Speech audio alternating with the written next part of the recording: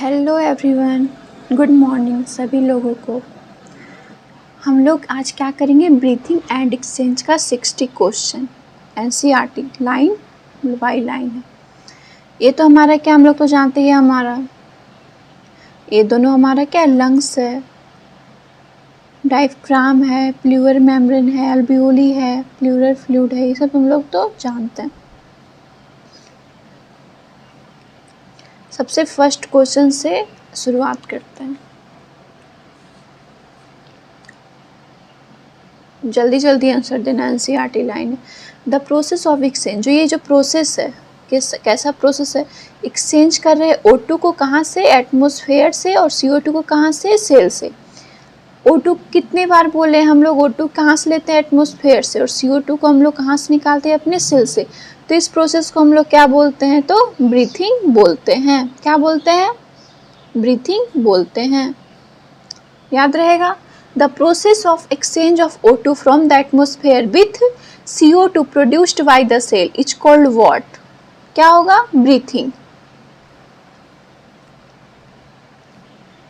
अब आते दूसरे क्वेश्चन पे। ये क्या बोल रहा है, द हार्मफुल गैस। ये अच्छे से लिख दिए थे कि CO2 क्या होता है, हमारा हार्मफुल गैस है। कब प्रोड्यूस होता है, तो कैटाबॉलिक रिएक्शन के दौरान जो हम लोग का गैस एक्सचेंज होता है उसमें क्या होता है, क्या प्रोड्यूस होता है, हमारा CO2 क्या होता है, प्रोड्यूस होता है। ये क्या है, हार्मफुल गैस है। तो हमारा क्या हो गया, हार्मफुल गैस कौन हो गया, बताओ बताओ, अभी जस्ट बताएं। CO2 क्या हो गया, हमारा हार्मफुल गैस है। कहाँ से निकलता है, सेल से। कहाँ से, सेल से निकलता है। कौन से रिएक्शन में, जो कैटाबॉलिक रिएक्शन हम लोग करवा रहे हैं उसमें। अब थर्ड देखते हैं। Oxygen is utilised by the organism. Oxygen को क्या हम लोग यूटिलाइज करते हैं, लेके हम लोग अपने वर्क में, एनर्जी में, उसके फॉर्म में हम लोग क्या यूटिलाइज करते हैं टू ऑर्गेनिज्म। कैसे करते हैं, डायरेक्टली करते हैं, इनडायरेक्टली करते हैं, कैसे करते हैं बताए थे कैसे करते हैं। जैसे हमारा ग्लूकोज है, क्या क्या है हमारा, ग्लूकोज है, एमिनो एसिड है, और फैटी एसिड है। ये सब को क्या करते हैं हम लोग, इनडायरेक्टली। कैसे, इनडायरेक्टली क्या करते हैं, तोड़ते हैं, और हम लोग इसको यूटिलाइज करते हैं। और किस फॉर्म में, एनर्जी के फॉर्म में इसका हम लोग यूज करते हैं। तो क्या हो जाएगा, इनडायरेक्टली हो जाएगा। समझ में आया।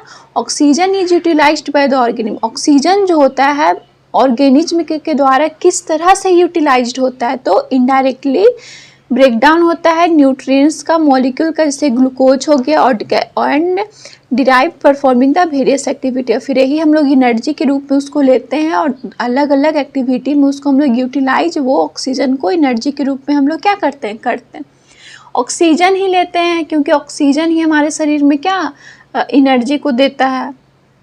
बिना ऑक्सीजन के तो डेड हम लोग खत्म हो जाएंगे। समझ में आया। अब आता है 4, मैकेनिज्म ऑफ ब्रीथिंग। ब्रीथिंग का mechanism very among different group. अभी जस्ट बताए थे हम लोग पहले कि जैसे कि जो ब्रीथिंग होता है उसका मैकेनिज्म वेरी करता है डिफरेंट ग्रुप ऑफ एनिमल्स में। किसके में, वो किस बेसिस पे हम लोग क्या करते हैं, वेरी करते हैं, उसका हैबिटेट के पे, और उसका लेवल ऑफ ऑर्गेनाइजेशन कैसा। तो क्या हो जाएगा, बोथ एंड बी। मतलब उसका हैबिटेट क्या, कोई रह रहा है जैसे पोलर आइस ही सब होता है, कोई रह रहा है बर्फ में, तो उसको क्या होता है, उसको ऑक्सीजन उस इन्वायरमेंट के साथ चाहिए। हम लोग अब यहाँ हम लोग कोई पहाड़ में रह रहा है, मतलब सबका अलग अलग, कोई पानी में रह रहा है, तो सबका अलग अलग बॉडी है, लेवल ऑफ ऑर्गेनाइजेशन है, अलग अलग क्या है, सबका हैबिटाट्स है, कहाँ कहाँ वो रह रहा है। उस बेसिस पे हम लोग क्या करते हैं, ब्रीथिंग का मैकेनिज्म को क्या करते हैं, वेरी करते हैं। क्या करते हैं, वेरी करते हैं। तो आंसर इसका क्या हो जाएगा, बोथ एंड बी। हैबिटेट होगा और दूसरा level of organisation.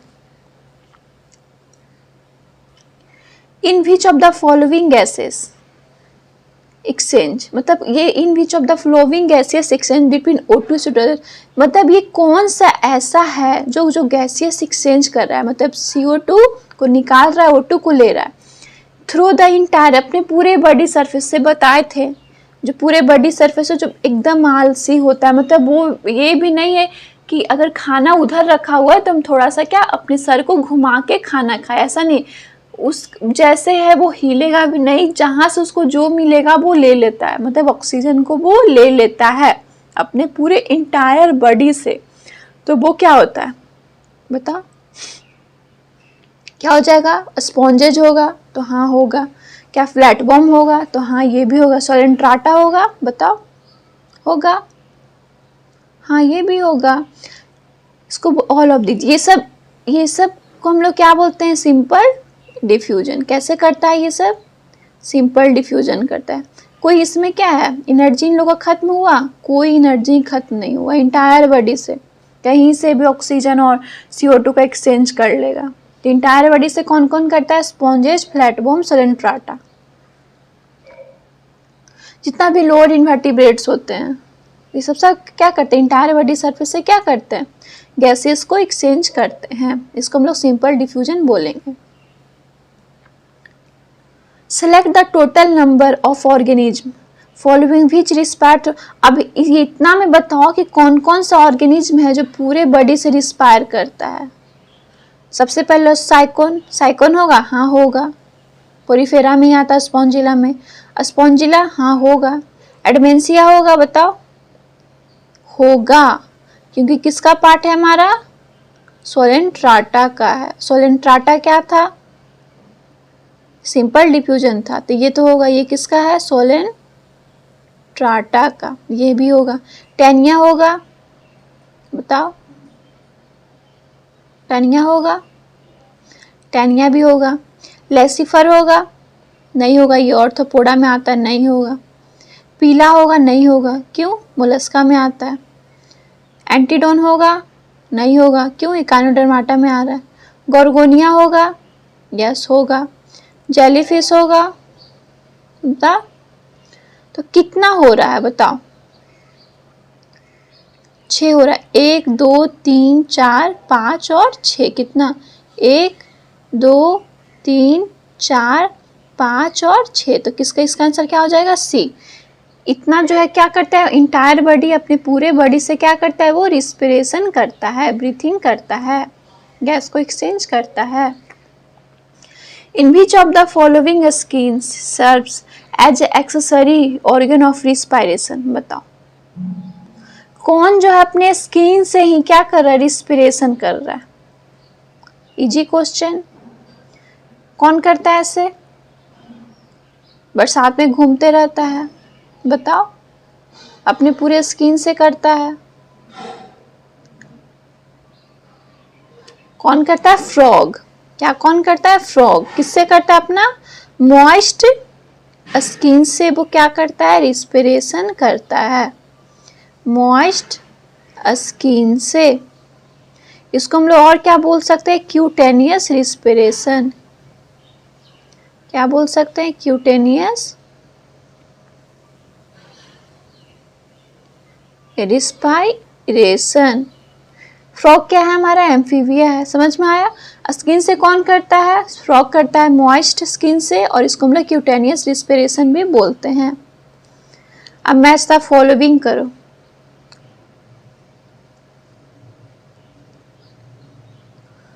Earth bomb. Earth bomb किससे करता है? बताओ। एक का भी समझ में निकाल लेगा हो जाएगा। अर्थ बॉम्ब किससे करता है? हमारा मॉइस्ट क्यूटिकल से करता है अर्थ बॉम्ब। तो A का 4 हो गया। A का 4 इसमें भी है और इसमें भी है। अब भी देखो, एक्वेटिक अर्थोपोडा जो मोलस्का, मतलब जो पानी में रह रहा है अर्थोपोडा मोलस्का, वो किससे करता है? वो हमारा गिल्स। जहाँ एक्वेटिक आ गया, क्या आप समझना है कि गिल्स से, तो किससे करेगा? ये गिल्स से करेगा। तो B का हो गया 3, B और D। B का 3 इसमें भी है, B का 3 इसमें भी है। अब देखो C, इंसेक्ट कैसे करता है? इंसेक्ट के पास क्या होता है? ट्रैकियल ट्यूब्स होता है। क्या होता है इंसेक्ट के पास? ट्रैकियल ट्यूब होता है, जिसको हम लोग क्या बोलते हैं? Network of tube. तो C का हो गया 2। यहाँ पे C का है ही नहीं, तो ये तो होगा नहीं। क्या हो जाएगा? B हो जाएगा। अर्थवॉर्म मॉइस्ट स्किन से, एक्वेटिक अर्थोपोडा मोलस्का गिल्स से, इंसेक्ट ट्रैकियल ट्यूब से, बर्ड्स रेप्टाइल्स और मैमल्स किससे? लंग्स से। और हमारा फिशेज किससे? बताओ, मछली, मछली जल की रानी है, किससे? हमारा गिल्स से, क्योंकि मछली क्या जल की रानी है, जल में है तो गिल्स होगा। समझ में आ गया? एम्फीबियंस जैसे कि हमारा फ्रॉग से, वो कैसे रिस्पायर करता है? जस्ट अभी इसके पहले सिर्फ क्वेश्चन का पैटर्न चेंज हो गया है। कैसे करता है? हमारा मॉइस्ट स्किन से भी करता है, लंग्स से भी करता है, क्योंकि फ्रॉग एक्वेटिक पानी में भी रहता है, टेरेस्ट्रियल भी होता है, और बोकोफेरेंजियल कैविटी से भी करता है। तो इसका आंसर क्या होगा? हमारा डी हो जाएगा। The adult frog does not respire through, जो हमारा एडल्ट फ्रॉग है किससे रिस्पायर नहीं करता है? हमारा जो एडल्ट फ्रॉग होता है गिल्स से नहीं करेगा। जो एडल्ट फ्रॉग रहेगा वो गिल्स से कभी भी रिस्पायर नहीं करेगा। तो किससे करेगा? म्यूकोफेरेंजियल कैविटी से, स्किन से, और हम अपना लंग्स से करेगा, गिल्स से वो नहीं करेगा। Which is the correct sequence of air passes in man. अब करेक्ट सीक्वेंस करना है, जैसे कि ब्रीथिंग का, कि कैसे कहाँ से स्टार्ट हुआ, कहाँ पे जाके उसका लास्ट एक्टिविटी हो रहा है। तो हमारा कहाँ से स्टार्ट होता है बताओ? नेजल कैविटी से, नेजल कैविटी से, नेजल कैविटी से कहाँ? फेरिंग से, ठीक है। फिर लैरिंग सही है, फिर लैरिंग से कहाँ जाता है? वो ट्रैकिया में, फिर ट्रैकिया से कहाँ गया? ब्रोंकी में, ब्रोंकी से ब्रोंकियोल्स और फिर अल्बियोली। तो ये क्या होगा? सही हो जाएगा। Nasal cavity, pharynx, लैरिंग्स, trachea, bronchi, bronchioles और हमारा अल्बियोली। जैसे हमारा क्या एक्सटर्नल पहले नॉस्ट्रियल है, फिर नेजल पासेस है, फिर नेजल चैम्बर है, फिर फेरिंग्स आ गया, फिर लैरिंग्स आ गया, फिर ट्रैकिया आ गया। ट्रैकिया क्या है? कॉमन पासेस है, किसका? फूड और एयर का। फिर यहाँ से हमारा क्या होता है? ब्रोंकी डिवाइड होता है, फिर ब्रोंकी से ब्रोंकियोल्स, और इसी में क्या होता है? हमारा अल्बियोली लगा होता है, जहाँ से एक्चुअल डिफ्यूजन हमारा गैस का हो रहा है।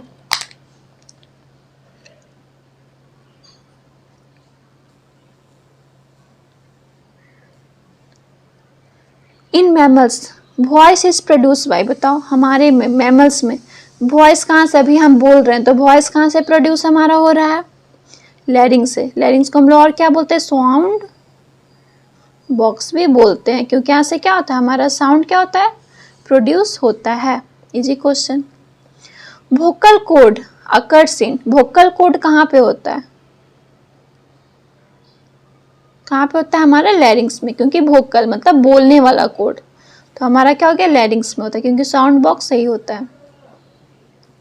ट्रैकिया डिवाइडेड इनटू राइट और लेफ्ट प्राइमरी ब्रोंकी, जो हमारे ये जो ट्रैकिया होता है फिर डिवाइड हो जाता है कैसे में? इधर से राइट से और लेफ्ट प्राइमरी ब्रोंकी में। तो कितना वर्टिब्रा पे डिवाइड होता है बताओ?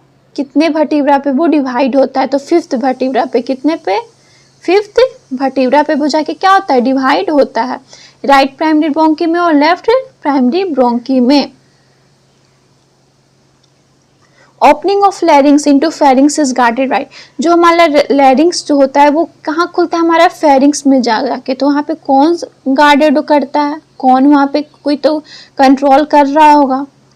कौन करता है? हमारा एपिग्लोटिस करता है। कैसा होता है? ये होता है कार्टिलेजिनियस। कैसा होता है? ये होता है थीन कार्टिलेजिनिक, थीन होता है, इलास्टिक कार्टिलेजिनियस फ्लैप होता है। कैसा होता है? कार्टिलेजिनियस फ्लैप होता है। कौन? हमारा एपिग्लोटिस। वो और क्या करता है? फूड पाइप को भी क्या करता है? वो ढकता है। लैरिंग्स को भी क्या करता है? वो ढकता है। Glottis is passage for, glottis का पासेज किस लिए है बताओ?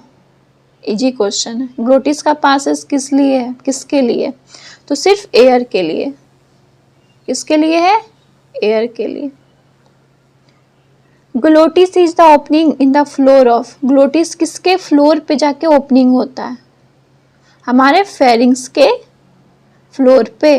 कहाँ पे? फेरिंग्स के फ्लोर पे। माउथ पे तो होगा नहीं, ग्लोटिस का तो वहाँ काम ही नहीं है। ट्रैकिया नहीं, फेरिंग्स में होता है।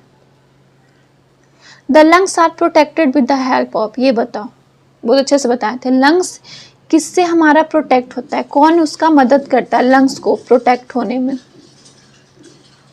रिब्स करता है, बताओ। तो हाँ करता है। वर्टिब्रल कॉलम करता है, स्टर्नम करता है, हाँ करता है। तो क्या हो जाएगा? All of this. जब बताओ कैसे करता है,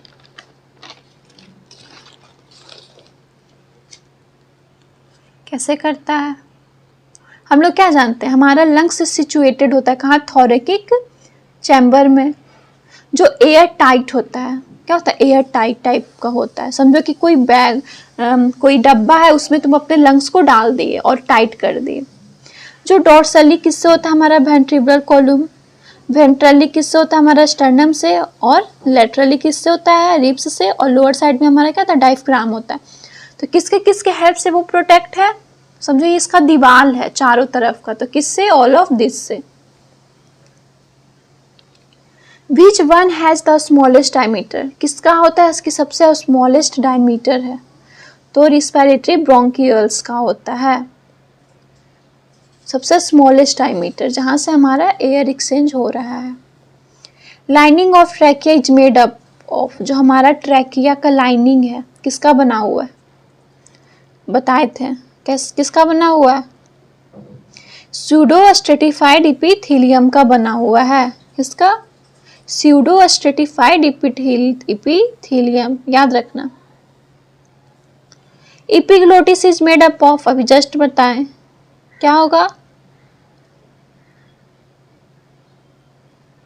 एपिग्लोटिस किसका बना है? बताओ। इलास्टिक कार्टिलेज का। कैसा elastic? Thin cartilaginous, thin elastic. Covering of the lungs is called, जो लंग्स को कवर कर रहा है, जैसे ये हमारा क्या लंग्स है, इसको कोई जो आके कवर कर दिया उसको हम लोग क्या बोलेंगे? तो प्लूरल मेम्ब्रेन बोलते हैं। डबल लेयर होता है, याद रखना डबल, इसके बीच में हमारा प्लूरल फ्लूइड भरा होता है, जो दोनों का जैसे कि कॉन्ट्रैक्ट हुआ तो ये क्या हुआ? थोड़ा सा ये कॉन्ट्रैक्ट हो गया, रिलैक्स हुआ तो फिर रिलैक्स हो गया, इसके कारण दोनों का फ्रिक्शन को वो क्या करता है? लेस करता है। Read the following statement. अब फॉलोइंग स्टेटमेंट पढ़ो, बताओ किसका फीचर है?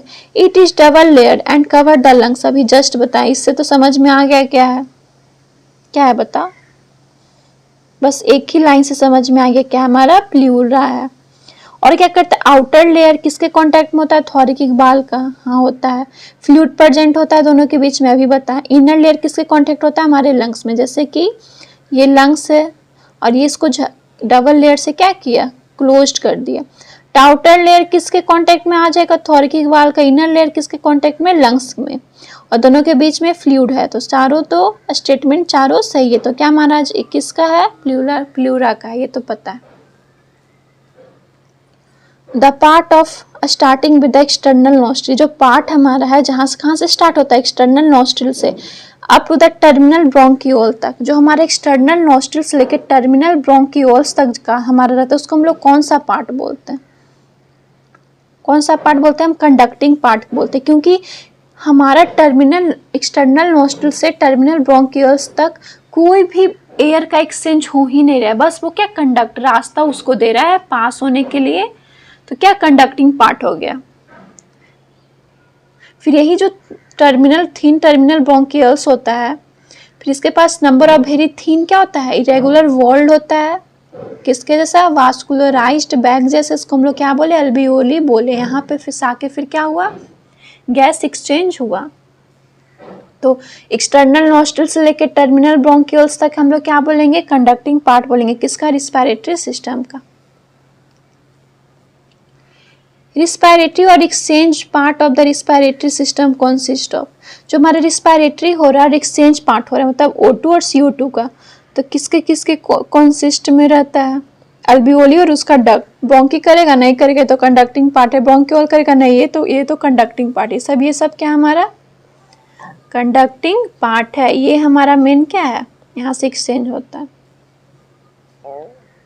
Site of gaseous exchange in lungs, जो कहाँ पे गैसियस एक्सचेंज होता है लंग्स में? तो अल्बियोली में। Pleura is a double membrane sac which involve, कहाँ होता है? हमारे लंग्स में। Is a question. Which of the following are function of conducting part of respiratory system, कौन कौन सा बताओ कि जो कंडक्टिंग पार्ट है किसका, रिस्पिरेटरी सिस्टम का।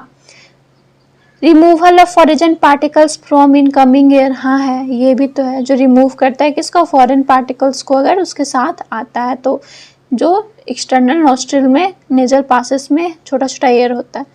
दूसरा ह्यूमिडिफाइड करता है किसको, इनकमिंग एयर को भी। जितना भी कंडक्टिंग पार्ट है, ये सब जितना भी कंडक्टिंग पार्ट है, हम क्या बताते हैं, जो कंडक्टिंग पार्ट होता है वो उसका क्या क्या रोल होता है, वो क्या क्या फंक्शन उसका। तो ट्रांसपोर्ट किया एटमॉस्फेरिक एयर को, दूसरा क्या करता है, क्लियर करता है फॉरेन पार्टिकल को, ह्यूमिडिफाई करता है, और bring air to body temperature, अपने बॉडी टेम्परेचर के अनुसार वो क्या करता है, एयर को लाता है। तो ये तो सही है, दूसरा भी सही है। यहाँ पे क्या है, bring the temperature incoming air to body temperature, तो क्या चारों स्टेटमेंट क्या है, सही है। किसके लिए सही है, तो कंडक्टिंग पार्ट के लिए सही है। कंडक्टिंग पार्ट कहाँ से कहाँ तक होता है, एक्सटर्नल नॉस्ट्रिल से लेकर टर्मिनल ब्रोंकियल्स तक होता है।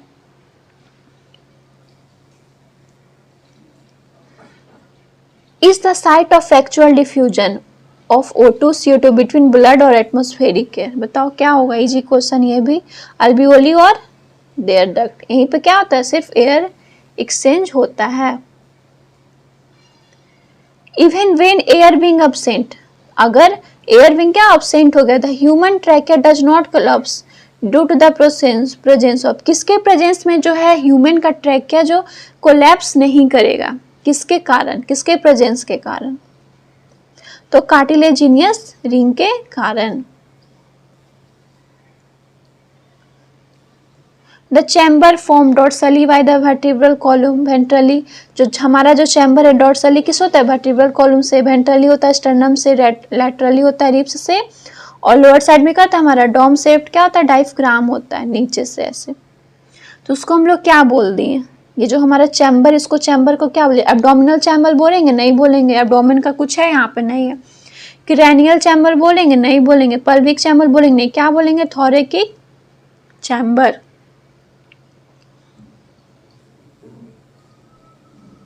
Select the incorrect statement from the following, अब इससे सेलेक्ट करो क्या इनकरेक्ट स्टेटमेंट को। Pleural fluid reduce friction of the lungs, हाँ सही है, क्या करता है, लंग्स का जो फ्रिक्शन को क्या करता है, कम करता है, सही है। The anatomical setup of lungs is thorax is such that any chance in the volume of थोरेकिक cavity will be reflected in the lungs cavity, सही है। जो हमारा जैसा एनाटॉमिकल सेटअप किया हुआ है लंग्स में, कहाँ, थोरेक्स में, अगर कोई चेंज होता है वॉल्यूम ऑफ द थोरेकिक कैविटी में तो वो क्या करेगा, लंग्स को भी क्या करेगा, चेंज करेगा। हम बताए थे, ये स्टेटमेंट लिखे थे कि लंग्स ऐसा एनाटॉमिकल सेटअप होता है, अगर हम उसके क्या करेंगे, थोरेकिक कैविटी का वॉल्यूम में चेंज करेंगे तो पल्मोनरी कैविटी भी चेंज होगा, सही है, यहाँ तक समझ में आ गया। Such an arrangement is essential for breathing, ऐसा क्या अरेंजमेंट इसेंशियल है ब्रीथिंग के लिए, हाँ सही है, इसेंशियल है। As we can't directly alter the pulmonary, हम लोग डायरेक्टली अल्टर पल्मोनरी वॉल्यूम के साथ नहीं कर सकते, तो ये भी स्टेटमेंट हमारा सही है। अब थर्ड देखते हैं। The trachea primary secondary tertiary bronchi and inertial bronchi are supported by complete, तो क्या ये जो हमारा ट्रैकिया है, प्राइमरी सेकेंडरी और टर्सरी ब्रोंकी है और इनिशियल ब्रोंकी, ये क्या करता है, कंप्लीट कार्टिलेजिनियस रिंग करता है, बताओ। इसको हम बोलेंगे कि हाँ ये कंप्लीट कार्टिलेजिनियस रिंग है, नहीं बोलेंगे, इसलिए ये क्या होगा, गलत होगा। डी देखो, ड्यूरिंग स्लोइंग, जब हम लोग क्या करते हैं, किसी चीज को निगलते हैं, जो ग्लोटिस होता है वो कवर्ड हो जाता है किससे, थीन कार्टिलेजिनियस लेबिपी ग्लोटिस, और खाने को अंदर जाने से वो रोकता है, तो ये तो सही है। तो कौन इसमें हो जाएगा, सी होम हमारा ऑप्शन में गलत में आ जाएगा।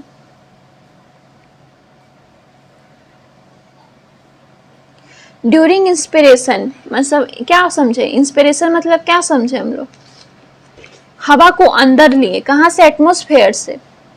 द डायफ्राम, अगर हम लोग इंस्पिरेशन करते हैं, हवा को बाहर से अंदर लेते हैं, तो डायफ्राम क्या होगा, बताओ, इजी क्वेश्चन, कॉन्ट्रैक्ट और फ्लैट हो जाएगा। हवा को बाहर से अंदर लो तो हम लोग का वॉल्यूम थोरेक्स का कैविटी का क्या हो गया, इंक्रीज हो गया, क्योंकि हवा को हम भर लिए। बलून हमारा लंग्स है, हवा को हम भर लिए, बलून फूल गया, तो फूलने के बाद कॉन्ट्रैक्ट हो गया, और हमारा डायफ्राम ऐसे था, तो फैलने के बाद वो तो फ्लैटेंट हो जाएगा, इस तरह से तो हो जाएगा, तो क्या होगा, कॉन्ट्रैक्ट और फ्लैटेंट हो जाएगा। एक्सपायरेशन इन्वॉल्व्स, एक्सपायरेशन में क्या क्या इन्वॉल्व्स है, एक्सपायरेशन में क्या कॉन्ट्रैक्शन होता है, नहीं, एक्सपायरेशन मतलब हम रिलैक्स कर रहे हैं, हवा को निकाल दिए, एक्सपायरेशन बाहर निकाल दिए, अंदर का बाहर, तो रिलैक्सेशन हो जाएगा डायफ्राम और इंटरकोस्टल मसल्स का, क्योंकि डायफ्राम और इंटरकोस्टल मसल्स हवा का प्रेशर के कारण सब क्या था, कॉन्ट्रैक्ट हो गया था, और एक्सपायरेशन किए, बलून से हवा को हम निकाल दिए, तो फिर से वो रिलैक्स हो गया। Which two of the following changes A to D tend to occur in plane dwellers when they move too high? हम लोग क्या बोलते हैं कि A to D में, A से लेकर D तक में क्या करेंगे कि जो प्लेन ड्यूलर्स होते हैं, अगर वो कहाँ चले गए, हायर एल्टीट्यूड में, कितने 3500 मीटर उससे ज़्यादा में, तो क्या होगा बताओ,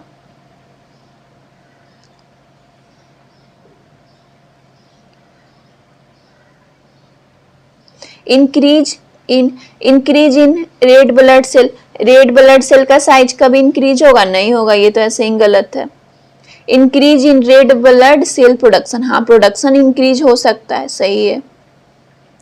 इंक्रीजिंग इन ब्रीथिंग रेट, हाँ ये भी सही है, क्योंकि प्रोडक्शन ज़्यादा हो रहा है। इंक्रीज इन थ्रोम्बोसाइट, कभी भी प्लेटलेट्स का काउंट तो इंक्रीज होगा नहीं, तो क्या हो जाएगा हमारा, सेकेंड और थर्ड, मतलब डी हो जाएगा। इन अल्बियोलर एयर, जो हमारा क्या अल्बियोलर एयर है, तो उसमें पार्शियल प्रेशर ऑफ CO2 क्या होता है अल्बियोलर एयर में, बताओ, अल्बियोलर एयर में पार्शियल प्रेशर ऑफ CO2 हमारा क्या होता है, 40 mmHg होता है। और O2 कितना होता है, O2 कितना होगा, PO2 कितना होगा हमारा, कहाँ, अल्बियोली में, बताओ कितना होगा, ज़्यादा ही होगा, कितना होगा, 104, CO2 40 mmHg, और ये कितना 104 mmHg।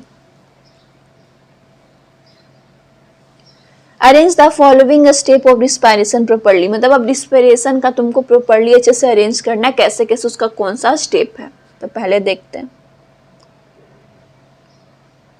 ब्रीथिंग और pulmonary ventilation by which atmosphere air is drawn in and CO2, हाँ सही है, ब्रीथिंग और पल्मोनरी वेंटिलेशन पहले करेंगे, एटमॉस्फेयर एयर को क्या करेंगे, अंदर लेंगे, CO2 को बाहर निकालेंगे, तो चलो फर्स्ट स्टेप सही है हमारा। और दूसरा, फिर क्या करेंगे, डिफ्यूजन करेंगे गैसेस का, O2 और CO2 का, किसके क्रॉस, अल्वियोलर मेम्ब्रेन के क्रॉस, सही है।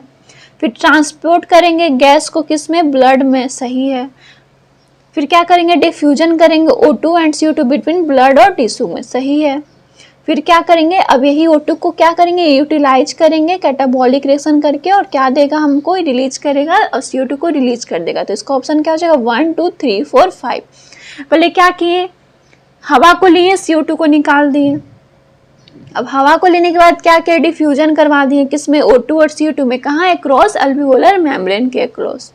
फिर जब डिफ्यूजन हो गया तो वो मेम्ब्रेन से गैसेस कहाँ ट्रांसपोर्ट हो गया, ब्लड में, ब्लड से कहाँ गया, ब्लड से टिश्यू में, ब्लड O2 को दे दिया टिश्यू को, और टिश्यू क्या किया, CO2 को लेके दे दिया ब्लड को।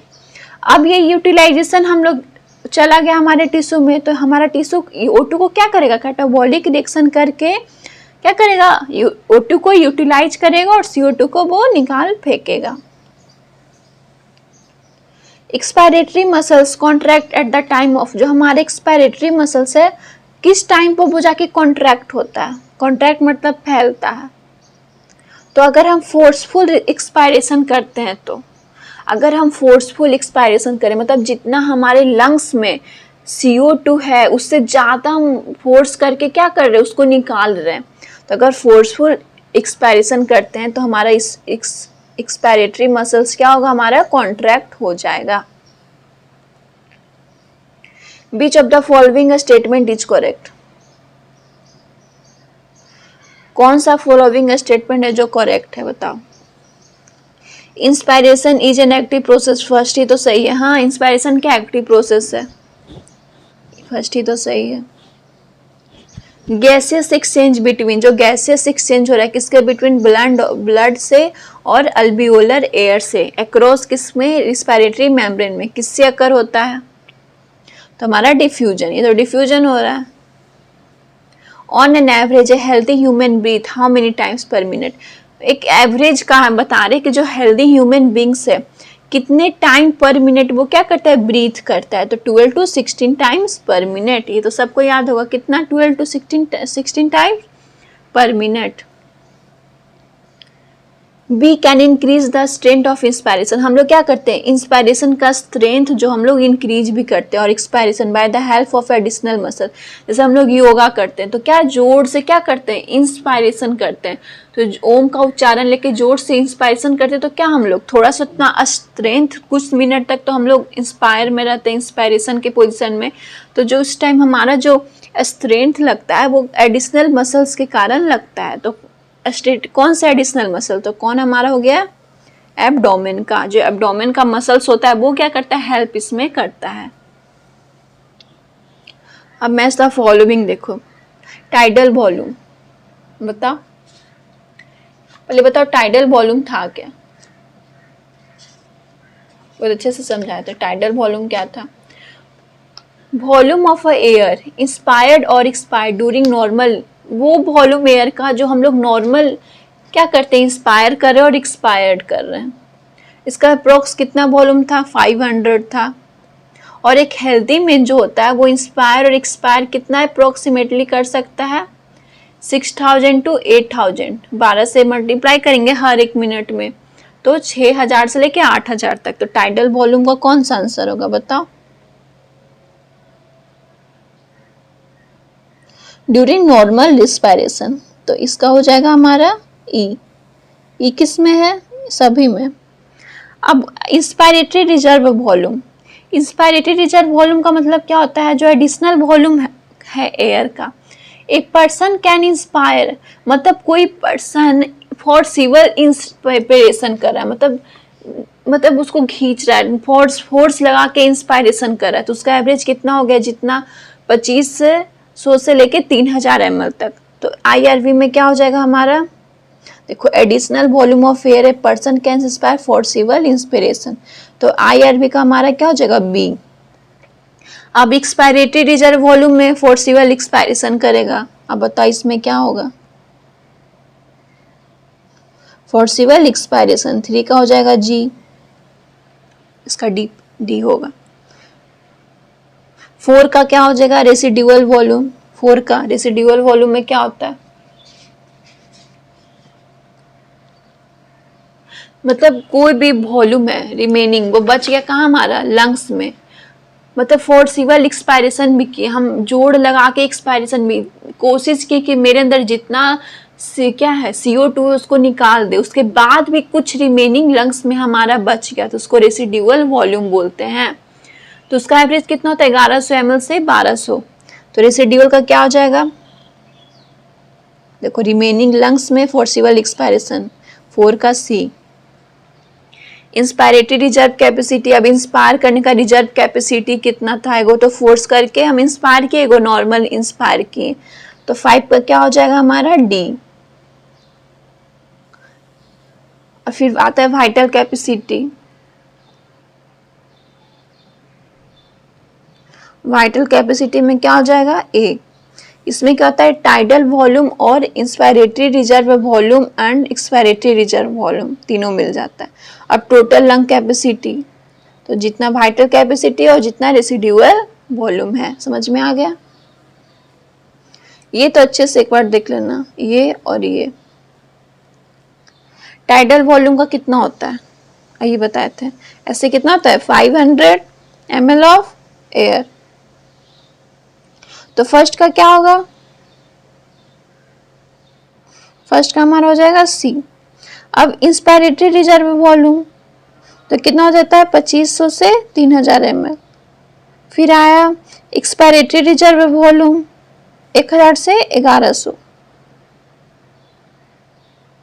देखो ऐसे याद रखो, नॉर्मल हमारा 500 हुआ, अब इंस्पायरेटरी किए मतलब उसको और लिए तो थोड़ा ज़्यादा हो गया, 2500 से 3000। अब उसको निकाल फेंक रहे हैं तो कम हो गया, उससे कम कितना है, 1000 से लेके 1100। अब रेसिडुअल वॉल्यूम मतलब हम जबरदस्ती एक्सपायरेशन भी किए, उसके बाद भी मेरे लंग्स में बच गया, तो कितना हो जाएगा, कितना 1100 से 1200। अब वाइटल कैपेसिटी कितना हो जाएगा, 3500 से ये वाला और ये, इसी में ज़्यादा गलती भी होता है, नहीं होगा 5 बार 6 बार करके इसको याद ही कर लेना। Total lung capacity is equal to, जो हमारा टोटल लंग कैपेसिटी है किसके इक्वल आता है, वाइटल कैपेसिटी और रेसिडुअल कैपेसिटी के बराबर। Vital capacity is equal to, vital capacity किसके इक्वल आता है हमारा, ERV TV और IRV के बराबर। ERV क्या हमारा, ERV क्या है, एक्सपायरेटरी रिजर्व वॉल्यूम है, TV क्या है, टाइडल वॉल्यूम है, और IRV इंस्पायरेटरी रिजर्व वॉल्यूम, इसको हम लोग क्या बोलते हैं, वाइटल कैपेसिटी बोल दिए। The largest quantity of air can be expired after maximum inspiratory force, मतलब एक लार्जेस्ट क्वांटिटी एयर में हम लोग क्या करते हैं, एक्सपायर्ड कर दिए, कब, मैक्सिमम इंस्पायरेटरी फोर्स के पास साथ, मतलब हम मैक्सिमम इंस्पायरेटरी मतलब बहुत एक मतलब जितना हो सकता था उतना हम इंस्पायर किए, उसके बाद हम क्या किए, लार्जेस्ट क्वांटिटी ऑफ एयर को भी हम एक्सपायर्ड कर दिए, तो इस फोर्स को हम लोग क्या बोलते हैं, मतलब हम लोग जोर से इंस्पायर भी किए और उसके बाद जोर से तुरंत एक्सपायर्ड भी कर दिए, तो इसको हम लोग क्या बोल सकते हैं, वाइटल कैपेसिटी बोलते हैं। Arrange the following in the order of increasing volume, अब उसका वॉल्यूम कितना हो गया, हमारा टाइडल का 500 होता है, रेसिडुअल का फिर कितना होता है 1100 से 1200, तो उसके अनुसार हम लोग क्या करते हैं, इंक्रीजिंग ऑर्डर में रखते हैं। सबसे ज़्यादा किसका हुआ, इंस्पायरेटरी रिजर्व वॉल्यूम का हुआ, फिर एक्सपायरेटरी रिजर्व, फिर हुआ रेसिडुअल वॉल्यूम का, फिर एक्सपायरेटरी, फिर तो इसका हमारा C कितना हो जाएगा, C हो जाएगा। The largest quantity of air can be expired after, ये भी जस्ट बताए थे। The vital capacity of adult human lungs is equal to, जो हमारा वाइटल कैपेसिटी एडल्ट ह्यूमन का किसके इक्वल है, तो the maximum volume of air person can breathe out, अभी जस्ट बताए थे, इसके भी maximum volume of air breath force expiration के भी, ERV TV, हाँ तो क्या हो जाएगा हमारा, all of this. Functional residual capacity can be represented as, कैसे रिप्रेजेंट, FRC, वो कैसे रिप्रेजेंट करते हैं, तो ERV प्लस RV से। The volume of air involve breathing movement estimated, कौन किससे हम लोग क्या करते हैं, जो वॉल्यूम ऑफ एयर जो होता है ब्रीथिंग को किससे हम लोग क्या करते हैं, नापते, एस्टिमेटेड करते हैं, उसको हम लोग क्या बोलते हैं, स्पायरोमीटर बोलते हैं। Spirometer can't be use to measure, हम लोग स्पायरोमीटर को क्या नहीं यूज करने में कर सकते, RV को नहीं यूज करेंगे, इसका यूज नहीं करेंगे। Inspiratory air in lungs ultimately reach, जो हमारी इंस्पायरेटरी एयर होता है कहाँ, लंग्स में, अल्टीमेटली कहाँ तक रीच करता है, तो अल्वीयोली तक, उसके बाद तो कुछ है नहीं। विच इज नॉट ट्रू, बताना इसमें कौन सा ट्रू नहीं है। PCO2 is deoxygenated blood 95 mmHg, बताओ जो हमारा पार्शियल प्रेशर ऑफ CO2 है कहाँ, डीऑक्सीजनेटेड ब्लड में कितना होता है, 95 mmHg होता है, नहीं कितना होता है, 45 mmHg, तो यही क्या हो गया, not true. PCO2 of alveolar air 40, हाँ सही है। PO2 अल्वियोलर एयर में 104 सही है। PO2 कहाँ ऑक्सीजनेटेड ब्लड में 95 सही है। PO2 और डीऑक्सीजनेटेड में 40 mmHg सही है। यहाँ पे फर्स्ट गलत था। Which of the following factor affect the rate of diffusion of gases, कौन सा फॉलोइंग फैक्टर है जो क्या रेट ऑफ डिफ्यूजन में अफेक्ट करता है। Partial pressure, concentration gradient of diffusion gases, हाँ करता है। सोल्यूबिलिटी ऑफ गैस, हाँ करता है। थिकनेस ऑफ डिफ्यूजन मेम्ब्रेन करता है। तो क्या हो जाएगा, ऑल ऑफ दिस। जैसे कि गैस का हम डिफ्यूजन कर रहे हैं तो सब कुछ तो दिखेगा, उसका पार्शियल प्रेशर क्या है, उसका कंसंट्रेशन क्या है, उसका गैस का सॉल्युबिलिटी क्या है, जहाँ से हम डिफ्यूजन करेंगे जो वो उस मेम्ब्रेन का थिकनेस क्या है। कम थिकनेस रहेगा तो जल्दी से डिफ्यूज होगा, ज़्यादा थिकनेस रहेगा तो लेट से डिफ्यूज होगा। अब last, lung alveoli of mammals have a thin wall composed of, तो किसका कंपोज्ड होता है, सिंपल स्क्वाइमस एपिथेलियम का। ये हमारा क्या था 60,